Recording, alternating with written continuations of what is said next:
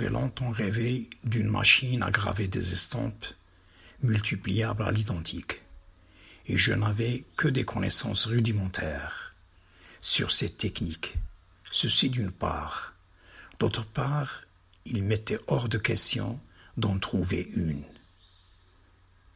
Ainsi, j'avais pensé fabriquer un pressoir manuel pour gravure. Les quelques chaudronniers de la ville à qui j'avais proposé mon projet n'étaient pas rassurants du tout. Ils prétendaient tous que c'était cher et ça ne va pas marcher, sans citer les difficultés à trouver des plaques de cuivre nécessaires, l'eau forte ou même le papier pour gravure. L'expansion encore limitée de la photocopieuse en noir et blanc au milieu des années 80 m'avait révélé la possibilité de reproduire à l'identique mes dessins afin de les diffuser à une large échelle et en même temps garder les originaux sans faire appel à la gravure. Certes, la qualité des copies serait moindre, néanmoins la reproduction est rapide et à faible coût. Puisque je pensais en acte, j'avais immédiatement commencé à dessiner avec un stylo à billes noir sur du papier format A4.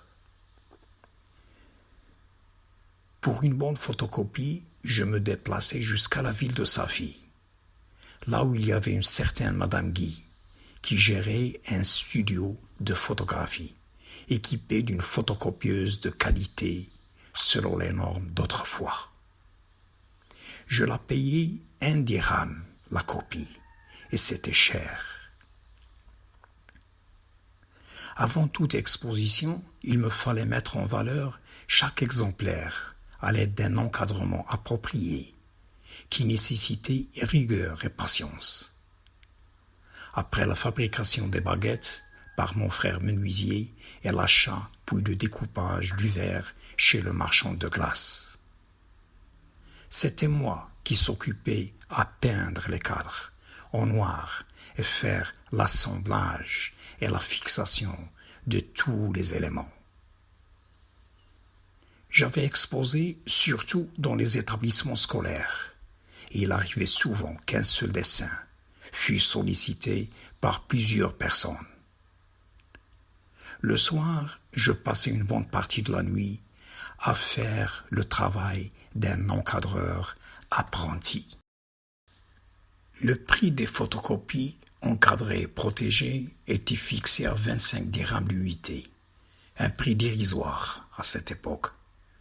C'était pour encourager les visiteurs à se procurer mes dessins, dont la majorité étaient des enseignants, ce qui me permettait à peine d'entretenir les frais des prochaines expositions. Mon temps était partagé entre le travail officiel d'enseignant, être présent sur les lieux d'exposition et m'occuper le soir à satisfaire les commandes. Tandis que ma conjointe s'occupait de notre train-train familial. Petit à petit, des contraintes insurmontables commençaient à apparaître. Tout d'abord, ceux qui commandaient des tableaux et ne revenaient jamais les chercher. D'autres qui ne payaient pas, pour une raison ou une autre. Et pour arriver à m'en sortir, je jouais à l'expert en psychologie sociale, afin de distinguer ceux qui tenaient parole de ceux qui ne l'étaient pas. En plus, je ne trouvais plus le temps pour continuer à travailler d'autres dessins. J'avais le sentiment de pratiquer une tâche monotone qui fatiguait le corps et l'esprit. Or, j'avais comme projet préliminaire des travaux stylo à billes qui touchaient à des scènes de la vie quotidienne, qui embarrassaient des métiers traditionnels, artisanaux, encore persistants dans les milieux sociaux modestes. Et je n'avais réalisé jusque-là qu'une trentaine de dessins exposés et insuffisants pour atteindre l'objectif que je m'étais fixé. Entre-temps, et pour me reposer et m'entraîner, je n'avais pas hésité à exécuter quelques dessins plus libres, à m'inspirer parfois de magazines de BD, comme Pilote ou À suivre. Ceci avant de me retrouver coincé dans mon propre piège, dans un engrenage harassant et dépourvu d'attraction. Au début, ce projet avait ravivé en moi la fièvre du stylo à billes. Je me disais, est-ce qu'il y a de plus jaillant que lui en ce siècle? C'est lui qui permet de signer un verdict irrévocable, une condamnation ou une grâce, un chèque d'une somme faramineuse, ou décider du sort de tout un peuple, pour signer la vie ou la mort d'un accusé de la cour d'assises. Pour moi, il avait une autre utilisation que celle des mots d'un poète. Je le détournais de sa fonction normale. Autrement dit, le pervertir. J'avais quand même continué péniblement à exposer mes dessins, là où c'était possible, afin d'élargir le champ de diffusion de mes travaux. Et voilà que d'autres obstacles, difficiles à briser, me barraient le chemin.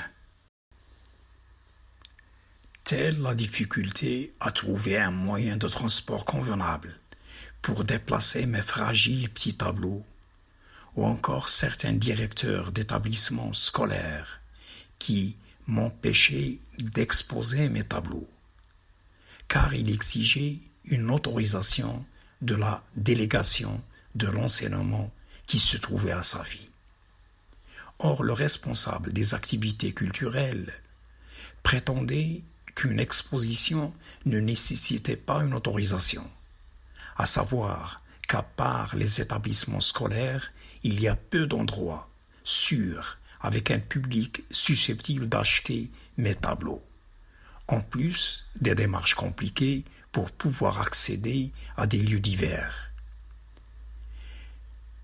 Ainsi, j'avais mis fin à ce parcours artistique de quelques mois, qui me permettait un contact avec le public. Plus tard, j'allais apprendre que mes dessins se vendaient à quelques dirhams la copie, devant l'entrée d'une université à Rabat, ou encore une femme inconnue voyageait dans un autocar avec un gros paquet de photocopies de mes dessins.